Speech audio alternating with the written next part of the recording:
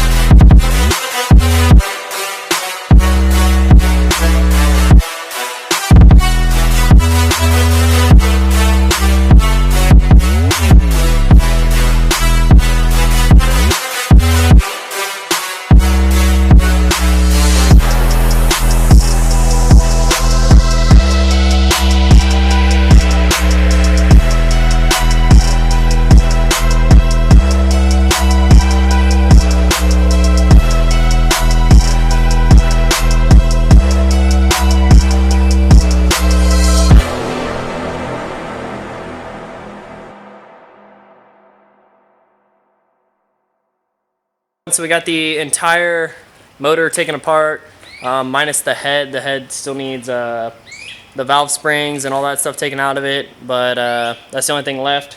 Other than that, we got the entire motor apart, all laid out here. There's a lot of stuff I'm not going to be reusing, so obviously like pistons, rods, not going to be reusing. The entire head's going to get resurfaced and rebuilt, so I'm not going to be reusing anything really in there. Maybe obviously sensors and things like that are attached to the head, but on the head itself, nothing. The cams I'm replacing along with different cam gears. The crank I have a second one of that I'm going to use. Rocker arms, and I'm only going to use the assembly itself to hold them, but the rocker arms themselves are going to get replaced. Other than that, everything that can get resurfaced and clean is going to. So that little bottom end, the head, the valve cover is going to get sandblasted and powder coated.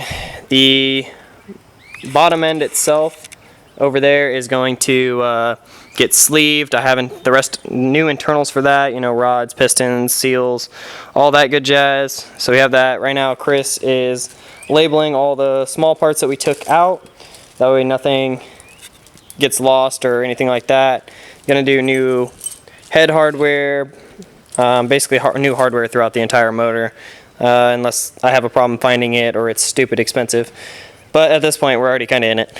And then going to be using the A2 oil pump, and we may get a new oil pan, but I'm going to clean this one up, see how it looks. It doesn't look all bad, so we'll probably end up reusing that, but if not, we'll end up getting a new oil pan. So for today though, that kind of wraps everything up.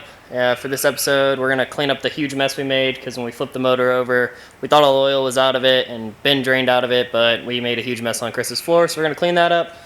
And then we're going to pick up all these parts, but stay tuned for episode 2 and then the future episodes coming. I'm probably going to do some unboxing of all the new parts and things like that we're going to put in the motor, along with obviously building it up, getting it in the car, and it'll continue on. But other than that, catch you guys next time.